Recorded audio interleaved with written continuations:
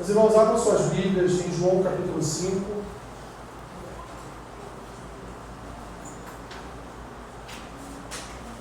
João capítulo 5.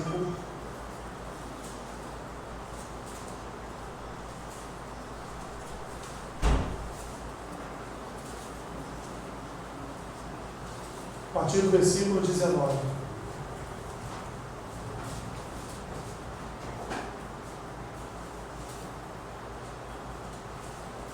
João capítulo 5, a partir do versículo 19.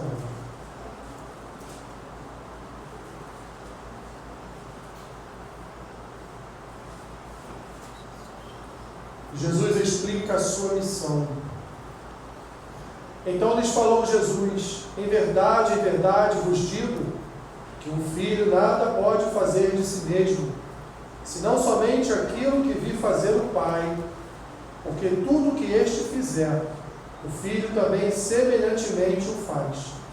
Porque o Pai ama o Filho, e lhe mostra tudo o que faz, e maiores obras do que estas lhe mostrará, para que vos maravilheis. Pois assim como o Pai ressuscita e vivifica os mortos, assim também o Filho vivifica aqueles a quem quer. E o Pai a ninguém julga, mas ao Filho confiou todo o julgamento, a fim de que todos honrem o Filho do modo porque honram o Pai. Quem não honra o Filho, não honra o Pai que o enviou. Em verdade vos digo, quem ouve a minha palavra e crê naquele que me enviou, tem a vida eterna. Não entra em juízo, mas passou da morte para a vida. Em verdade vos digo, que vem a hora e já chegou, em que os mortos ouvirão a voz do Filho de Deus, e os que a ouvirem, viverão. Porque assim como o Pai tem vida em si mesmo, também concedeu ao Filho ter vida em si mesmo. E lhe deu autoridade para julgar, porque é o Filho do homem. Não vos maravilheis disto, porque vem a hora em que todos os que se acham nos túmulos ouvirão a sua voz e sairão, os que tiverem feito o bem para a ressurreição da vida, os que tiverem praticado o mal para a ressurreição do juízo. Eu nada posso fazer de mim mesmo, da forma por que ouço, julgo. O meu juízo é justo, porque não procuro a minha própria vontade, e sim a daquele que me enviou. Se eu testifico a respeito de mim mesmo, o meu testemunho não é verdadeiro. Outro é o que testifica a meu respeito, e sei que é verdadeiro o testemunho que ele dá de mim. Mandastes mensageiros a João, e ele deu testemunho da verdade. Eu, porém, não aceito humano testemunho. Digo-vos, entretanto, estas coisas para que sejais salvos. Ele era a lâmpada que ardia e alumiava, e vós quisestes, por algum tempo, alegrar-vos com a sua luz. Mas eu tenho maior testemunho do que o de João, porque as obras que o Pai me confiou para que eu as realizasse, essas que eu faço testemunho a meu respeito de que o Pai me enviou. O Pai que me enviou, esse mesmo, é que tem dado testemunho de mim. Jamais tendes ouvido a sua voz, nem visto a sua forma. Também não tendes a sua palavra permanente em vós, porque não credes naquele a quem ele enviou. Examinais as Escrituras, porque julgais ter nelas a vida eterna, e são elas mesmas que testificam de mim. Contudo, não quereis vir a mim para terdes vida. Eu não aceito glória que vem dos homens. Sei, entretanto, que não tendes em vós o amor de Deus. Eu vim em nome de meu Pai, e não me recebeis. Se outro vier em seu próprio nome, certamente o recebereis. Como podeis crer, vós, o que aceitais glórias dos outros, e contudo não procurais a glória que vem do Deus único? Não penseis que eu vos acusarei perante o Pai. Quem vos acusa é Moisés, em quem tendes firmado a vossa confiança. Porque se de fato cresces em Moisés, também creríeis em mim, porquanto ele escreveu a meu respeito. Se, porém, não credes nos seus escritos, como crereis nas minhas palavras? Senhor, fala com a tua igreja nesta manhã, aplica em seus corações a tua palavra, que eu te peço, em nome de Jesus. Amém. Podem sentar.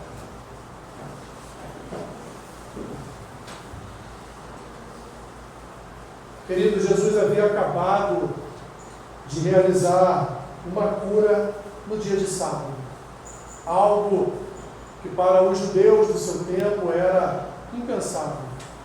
Algo que para fariseus, saduceus e escribas era um pecado, era uma transgressão do quarto mandamento lá estabelecido nos 10 mandamentos. Mas Jesus, ainda assim, vendo a condição daquele homem diante do poço de Betesda, ele o fez um convite para receber a sua graça, mas não só uma graça que curou aquele homem, mas principalmente a graça da salvação. Que a partir daquele momento, aquele homem viu em Cristo verdadeiramente um profeta vindo da parte de Deus, se não Messias, vindo da parte de Deus, que depois de 38 anos, ele não precisou esperar o anjo passar e mover as águas do poço de Betesda para mergulhar e ser curado, mas não, Jesus com uma única palavra, disse a ele: toma o teu leito e anda. Aquele homem então curado, estava no dia seguinte no templo, e lá então, teve um encontro com Jesus, e Jesus olhou para ele e disse: vejo que tu estás andando, estás bem, e disse para ele: olha, que você não peque, para que a tua última situação seja pior do que a primeira. Mas Jesus não estava falando dele pecar, cair em pecado e voltar a ser um deficiente físico, não. Jesus estava falando da alma dele. Você não venha a pecar, e com o seu pecado você venha, portanto, venha a perecer na eternidade, no lago de fogo e enxofre. Estou voltando um pouquinho com os irmãos, porque a partir desse momento em que este homem encontra Jesus e para os fariseus e saduceus que estavam no templo, ele diz: olha, foi aquele ali, ó, Jesus que me curou. Eles então, a partir daquele momento, passaram a implementar uma grande perseguição contra o Senhor Jesus. Em primeiro lugar, meus irmãos, porque Jesus curou um homem no sábado, que era o dia estabelecido por Deus para o descanso do seu povo. E Jesus naquele dia, Jesus não descansou, Jesus curou. Mas não só isso, porque Jesus, quando fala com aqueles homens, ele chama Deus de Pai. E também era impensável nos tempos de Jesus um judeu chamar Deus de Pai. Deus, ele poderia ser chamado de vários nomes, mas nunca um nome tão íntimo, tão próximo como o nome de Pai. E Jesus se utilizava de uma expressão mais íntima ainda, que era Abba. Ou seja, Abba significa paizinho, meu papai. Quer dizer, algo mais íntimo ainda do Senhor, e os judeus não permitiam essa tamanha intimidade no trato do nome com o Senhor. A partir do versículo 16 do mesmo capítulo, João vai nos narrar assim: e os judeus perseguiam Jesus porque fazia estas coisas no sábado, mas ele lhes disse: meu pai trabalha até agora, e eu trabalho também.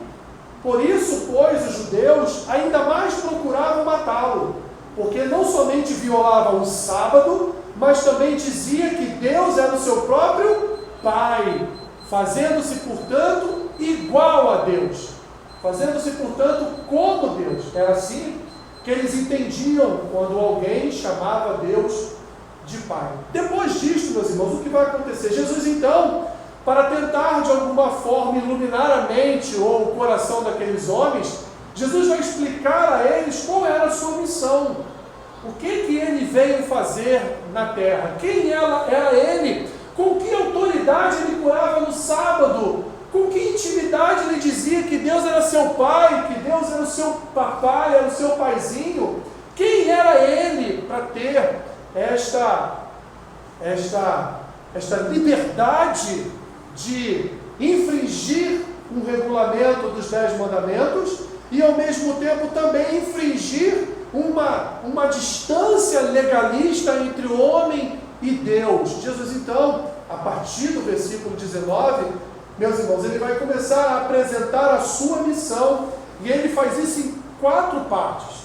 Na primeira parte, Jesus vai dizer, do versículo 19 ao 23, que ele é aqui na terra, ele foi aqui na terra um representante do Pai. Em segundo lugar, a partir do versículo 24 até o 29, Jesus vai dizer que veio para ser ouvido. Em terceiro lugar, sua terceira missão, que vai do versículo 30 ao 39, Jesus, ele apresentou testemunhas que confirmaram a sua identidade como Messias. Então Jesus se utiliza de algumas testemunhas para concretizar o fato dele ser o Messias. Olha, pergunte a fulana, Beltrano, olha as escrituras e você vai ver que eu sou o Messias. E por último, então, do 40 ao 47, Jesus disse àqueles homens, olha, eu vim para que a palavra fosse cumprida.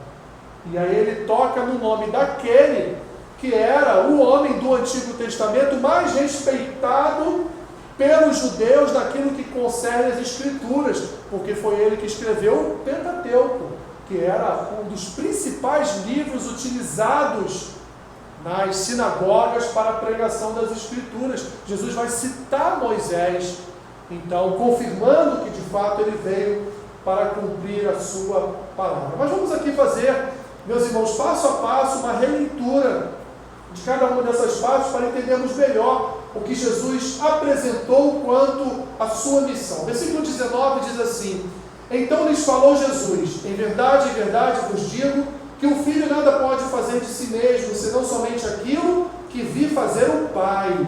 Porque tudo que este fizer, o Filho também semelhantemente o faz. Porque o Pai ama o Filho e lhe mostra tudo o que faz, e maiores obras do que estas lhe mostrará, para que vos maravilheis. Pois assim como o Pai ressuscita e vivifica os mortos, assim também o Filho vivifica aqueles a quem quer. E o Pai a ninguém julga, mas ao Filho que confiou, outorgou o poder para julgar, ou seja, todo julgamento, a fim de que todos honrem o Filho, de modo que honram também o Pai. Quem não honra o Filho, não honra o Pai que o enviou. Jesus então está se apresentando dentro das características da sua missão. Ele está apresentando uma característica que é ser representante de Deus. Jesus diz, olha, eu vim representar o Pai. Você já alguma vez, você já assinou alguma procuração para advogado? Já? Quem é que nunca, né? Talvez são os mais jovens aí, ainda não tiveram problemas judiciais e não precisaram assinar uma procuração. Quando você assina uma procuração para o advogado, você está outorgando a ele que ele vá requerer, solicitar um direito que não é dele, que é seu. Mas a partir do momento que você delega a ele, outorga a ele essa procuração, esse direito, vai ser como se fosse dele. Por quê? Porque ele será você diante do juiz. Ele vai te representar no tribunal. Ele vai falar por você no tribunal. E o que Deus fez com Jesus foi exatamente isso. Deus outorgou a Jesus, enquanto ele andou entre nós, que Jesus viesse a manifestar poder, autoridade, bondade, amor, viesse a manifestar como homem todo o caráter do Pai. Então, se o Pai ressuscita, o Filho também ressuscita. Se o Pai transforma corações, o Filho também transforma corações, porque Jesus diz aqui, eu sou representante, Ele me outorgou, ou seja, tudo que eu vejo o Pai fazer, eu também faço. E o que isso significa em relação à perseguição dos judeus implementada contra Cristo? Olha, o sol nasce aos sábados, se põe aos sábados, sábado chove? Também, né? Não chove? Tem vento sábado? Os animais se alimentam no sábado, mas eles plantam, eles colhem? Não. As plantas se movimentam no sábado de acordo com o vento? A lua, ela permanece no mesmo lugar aos sábados? O universo tem todo o seu movimento implementado desde a obra da criação no sábado? Ou no sábado todas as coisas param? Então Jesus está dizendo para ele: meu pai trabalha no sábado e eu também. Porque se o sol nasce, quem é que faz o sol nascer? Se o vento passa pela brisa da sua janela, é por ordem de quem? É por conselho de quem? É por determinação de quem? Quem é o soberano? Quem é que reina? Quem é que dá chuva? Quem é que dá sol? Quem é que faz as marés aumentarem, diminuírem? Quem é que nos proporciona um domingo de sol para irmos à praia? Quem é que proporciona todas essas coisas? O Senhor. E isso tudo no sábado é interrompido? Não. Por quê? Porque Deus trabalha no sábado. Deus descansou da criação, porque Deus já havia criado todas as coisas. E orientou o homem para que ele separasse um dia para descanso. Um dia que o homem precisa estar com a sua família, precisa de descanso, precisa ali não mais ficar pensando em trabalho, ficar pensando em coisas que o estressam. Jesus então está dizendo para aqueles homens: olha, se o meu pai trabalha aos sábados, eu também trabalho, porque tudo que o meu pai faz, eu também faço. O pai, ele portanto delegou ao filho, inclusive aquilo que viria a ser, e que era também para os judeus, algo muito importante, que é o julgamento, o fim de todas as coisas. Jesus vai dizer: ele ressuscita, eu ressuscito, mas o Pai, a ninguém julga, porque o Pai delegou a mim o lugar de juízo. Jesus vai além. Ele vai dizer: olha, o Pai, ele transforma, ele ressuscita, ele dá vida aos mortos, ele dá visão aos cegos, ele faz o surdo ouvir, ele faz o mudo falar, ele faz o coxo andar, mas tem algo que o Pai não vai fazer, e ele me entregou, que é juízo. Jesus então se apresenta àqueles homens, no primeiro ato, como sua missão, como aquele, meus irmãos, que não só faz o que o Pai faz, mas inclusive vai além, porque ele vai fazer aquilo que o Pai não vai fazer. Ele vai julgar vivos e mortos. Uma segunda característica da missão de Jesus, a partir do versículo 24, ele diz assim: em verdade vos digo, quem ouve a minha palavra e crê naquele que me enviou, tem a vida eterna, não entra em juízo, mas passou da morte para a vida. Em verdade vos digo, que vem a hora e já chegou, em que os mortos ouvirão a voz do Filho de Deus, e os que ouvirem, viverão. Porque assim como o Pai tem vida em si mesmo, também concedeu ao Filho ter vida em si mesmo. Ele deu autoridade para julgar, porque é o Filho do homem. Não vos maravilheis disto, porque vem a hora em que todos os que se acham nos túmulos ouvirão a sua voz e sairão, os que tiverem feito o bem para a ressurreição da vida, mas os que tiverem praticado o mal para a ressurreição do juízo. Vemos aqui então, meus irmãos, Jesus dizendo que veio para ser ouvido. Novamente, olha o que ele diz no 24: em verdade vos digo, quem ouve a minha palavra e crê naquele que me enviou, tem a vida eterna, não entra em juízo, mas passou da morte para a vida. Jesus está dizendo então: judeus, vocês precisam me ouvir.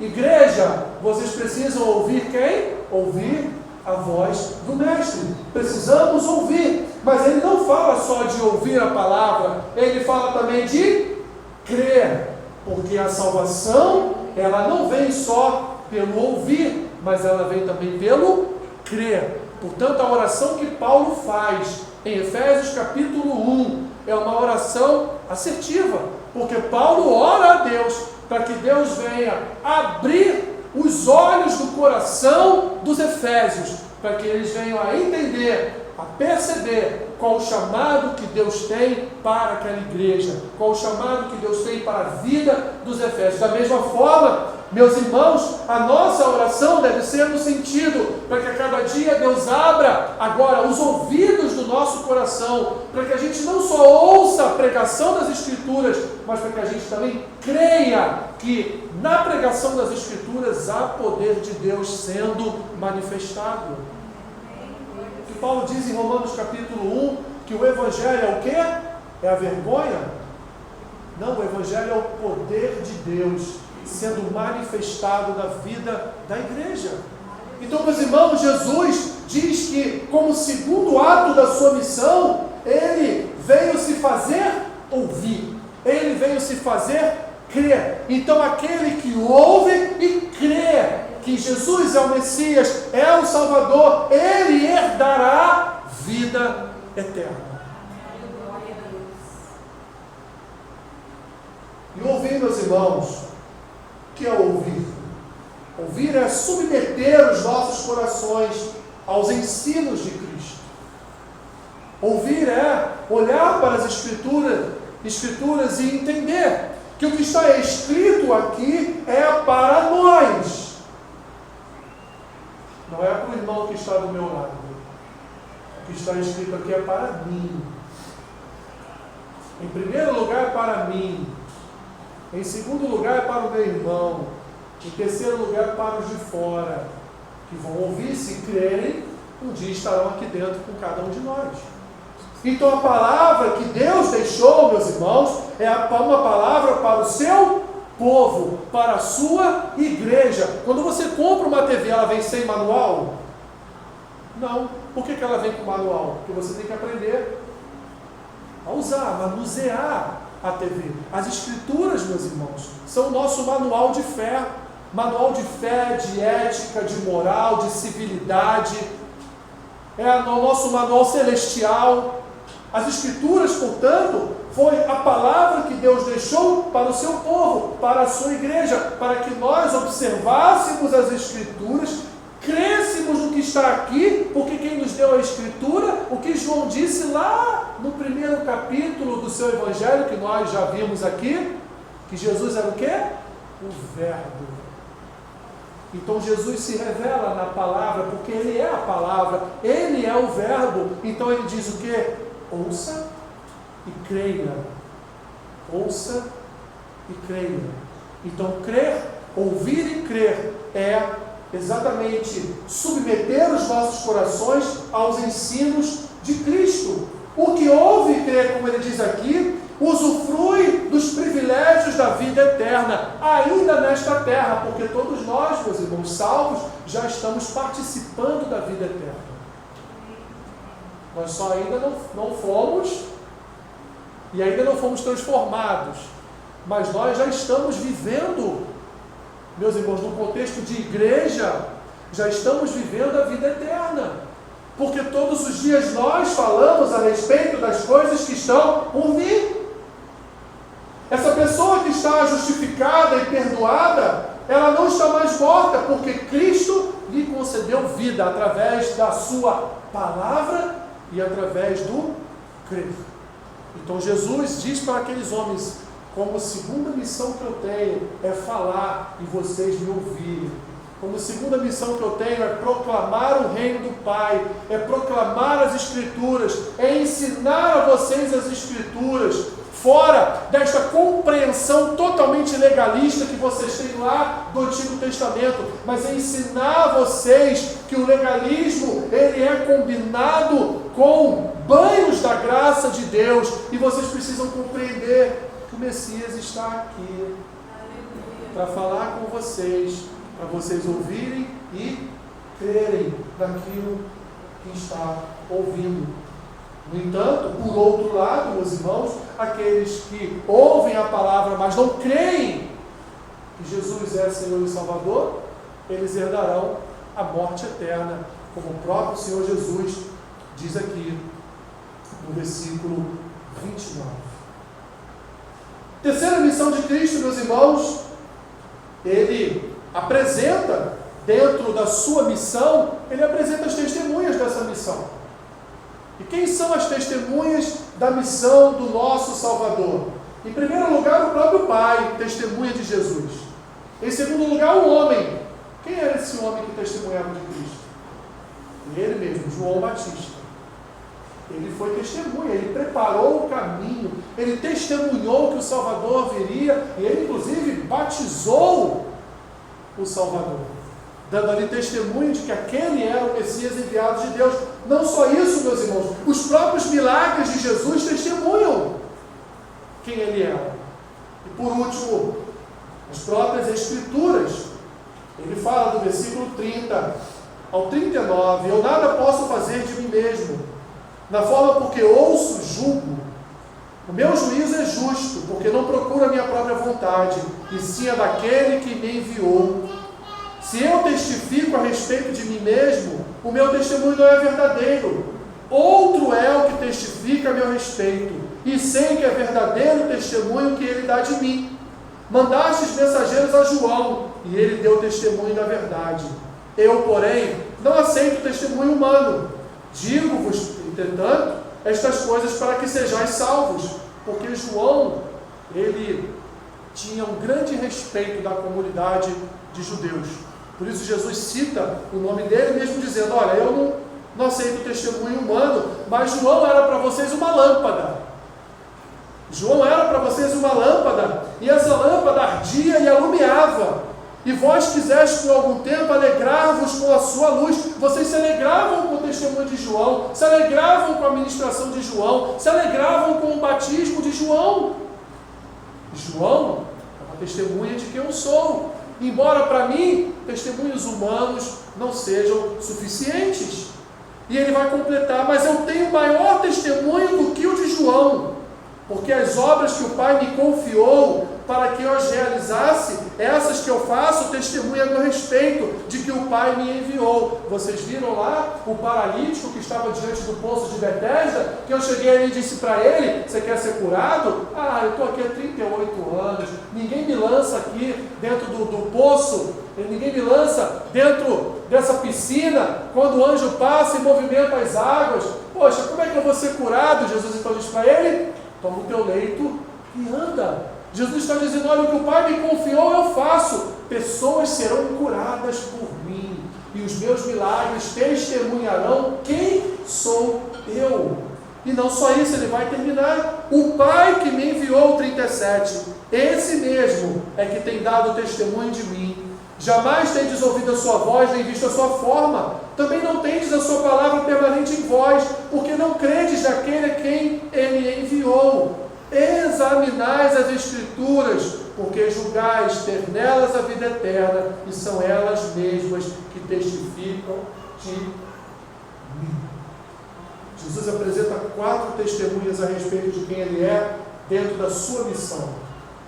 O Pai, João Batista, os seus milagres e as próprias Escrituras testemunham de quem é o Senhor Jesus. E por último, meus irmãos, na 4ª característica da sua missão, Jesus veio para cumprir a sua palavra. E ele vai terminar então os 7 últimos versículos dizendo, contudo, não quereis vir a mim para terdes vida. Ou seja, mesmo com esses testemunhos de quem eu sou, mesmo dizendo para vocês que eu sou um representante do Pai, mesmo dizendo para vocês que eu só faço aquilo que o Pai faz, mesmo dizendo a vocês que eu vim para ser ouvido, eu vim para que você cresce na salvação, cresce que de fato Deus cumpriu aquilo que estava na sua palavra e enviou o Messias prometido, o Salvador. Contudo, versículo 40, não quereis vir a mim para terdes vida. Eu não aceito glória que vem dos homens. Sei, entretanto, que não tendes em vós o amor de Deus. Eu vim em nome de meu Pai, e não me recebeis. Se outro vier em seu próprio nome, certamente o recebereis. Como podeis crer, vós os que aceitais glórias dos outros, e contudo não procurais a glória que vem do Deus único? Não penseis que eu vos acusarei perante o Pai. Quem vos acusa é Moisés, em quem tendes firmado a vossa confiança. Porque se de fato cresces em Moisés, também crereis em mim, porquanto ele escreveu a meu respeito. Se, porém, não credes nos seus escritos, como crereis nas minhas palavras. Jesus apresenta a quarta característica da sua missão, que é: eu vim para cumprir toda a Escritura. E ele veio para cumprir toda a palavra, toda a Escritura, porque o homem, conforme demonstrado em todo o Antigo Testamento, o homem não era capaz de cumprir um só parágrafo das Escrituras. Jesus veio e a cumpriu. Cumpriu para quem? Para ele mesmo? Não, cumpriu para cada um de nós. Mesmo assim, meus irmãos, muitos continuam perdidos. Muitos continuam longe do Salvador. Cristo cumpriu o que estava escrito por completo. Mas o homem prefere agradar a homens e não glorificar a Deus. Ele diz aqui para eles: vocês dão glória uns aos outros. Mas quando tem uma única oportunidade de glorificar a Deus no Filho, vocês não creem, vocês não aceitam, vocês não glorificam a Deus através do Filho. Meus irmãos, a incredulidade é uma ferramenta do diabo. Jesus termina dizendo que a própria lei estava contra eles, porque Jesus diz: Moisés falou ao meu respeito. E Jesus poderia continuar: Davi nos seus salmos falou ao meu respeito, os profetas falaram ao meu respeito, e mesmo assim vocês não creem. Temos aqui, meus irmãos, nesse longo texto, Jesus apresentando 4 características da sua missão. Repetindo: ele foi o representante de Deus diante dos homens. O Senhor outorgou a ele todo o poder para que fosse manifestado em sua vida aqui na terra. Jesus veio, em segundo lugar, para ser ouvido. Jesus veio para que fosse ouvido e para que no coração do homem fosse manifestado crer na missão do Messias. E para comprovar por que ele veio, para comprovar que ele era o Messias, ele se utilizou de 4 testemunhos: do Pai, do próprio João Batista, que era um homem considerado por toda a sociedade daquela época. Ele se utilizou também dos milagres e das Escrituras. E por último, ele diz que a 4ª característica da sua missão é cumprir toda a Escritura, cumprir o que os profetas disseram a seu respeito, mas ele vai se utilizar daquele que também foi um profeta em Israel, vai se utilizar de Moisés, porque eles gostavam muito de ler o Pentateuco, de ler Moisés, que para eles era a Torá. Eles tinham a Torá em suas mãos e ali respeitavam Moisés como o mestre, o autor de todas aquelas leis, o representante autoral de Deus de todas aquelas leis. Então Jesus vai se utilizar do próprio Moisés para dizer: Moisés testemunhou de mim através das Escrituras. Concluindo, meus irmãos, Jesus então, dentro dessas 4 características, ele cumpriu a sua missão. Ele fez tudo o que o Pai quis. Jesus nunca fez o que o Pai não quis, até mesmo entregar a sua própria vida no madeiro, como o Pai havia lhe designado. Jesus, meus irmãos, ele recebeu do Pai a missão de falar a respeito do reino de Deus, de apresentar o reino de Deus, para que o homem ouvisse e cresce que ele era o Messias. Não só isso, Deus também conduziu Jesus a vários testemunhos de que ele era o Messias: o Pai, João Batista, os milagres e as Escrituras. E por último, Jesus veio para cumprir toda a Escritura. Jesus então, meus irmãos, ele cumpriu a sua missão. Ele fez tudo aquilo que o Pai designou ele para fazer. Mas agora tem uma outra questão, que é a questão que nos cerca. Quando Jesus ressuscitou, passou alguns dias com seus discípulos e foi para os céus, ele delegou aos seus discípulos missões. Ele disse aos seus discípulos: permaneçam aqui enquanto vocês não forem revestidos, vocês não podem sair daqui, vocês têm que permanecer aqui, em Jerusalém. Em Atos 2, o que nós vemos, aqueles homens recebendo dons do Espírito Santo, poder do Espírito Santo, e a partir de então esses homens foram em missões. Porque Jesus outorgou a estes homens a mesma missão que o Pai havia lhe outorgado. A igreja, meus irmãos, ela está imbuída das mesmas missões do Senhor Jesus. Pois quem representa Cristo hoje na terra? Cada um de nós. Somos representantes. Paulo vai dizer novamente, utilizando da epístola dele aos Efésios, Paulo, quando ora para que os olhos do coração sejam abertos, sejam iluminados pelo chamamento daquela igreja, Paulo vai terminar dizendo, olha, principados e potestades foram vencidas por Cristo. Principados e potestades estão debaixo dos pés de Cristo. Principados e potestades estão debaixo dos pés da igreja. As Escrituras vão dizer que a igreja, ela se assenta com Cristo nas regiões celestiais.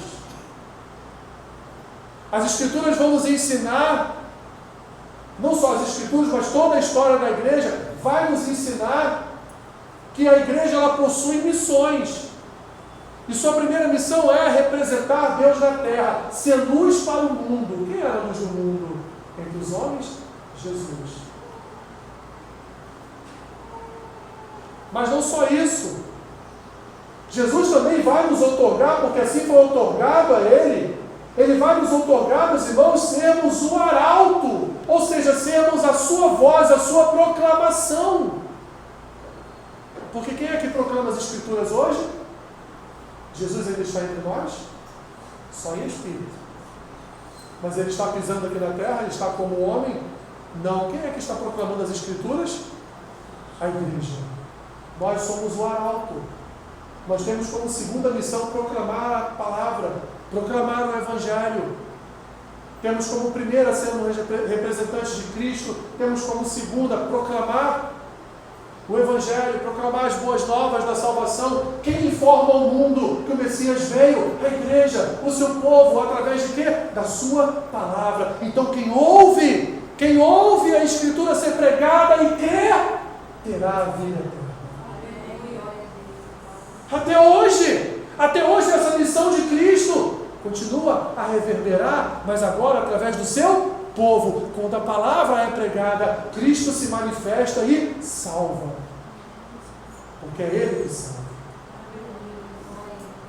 Em terceiro lugar, meus irmãos, a igreja, ela é testemunha de Cristo, porque a igreja, ela também tem como testemunha o Pai, porque o Pai olha para nós, o Pai, Ele comanda a igreja como cabeça, o Filho sendo representante do Pai, nos outorgando poder, autoridade e a missão, meus irmãos, de orar pelos enfermos,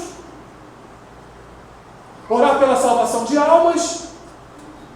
E quem dá testemunho a respeito da igreja? O próprio Pai é testemunha da obra do seu povo, o próprio Pai testemunha as obras que o seu povo tem feito, e aliás, Jesus vai dizer aqui, no próprio livro de João, quando João faz o registro, que nós haveríamos de fazer obras ainda maiores do que as que Ele fez.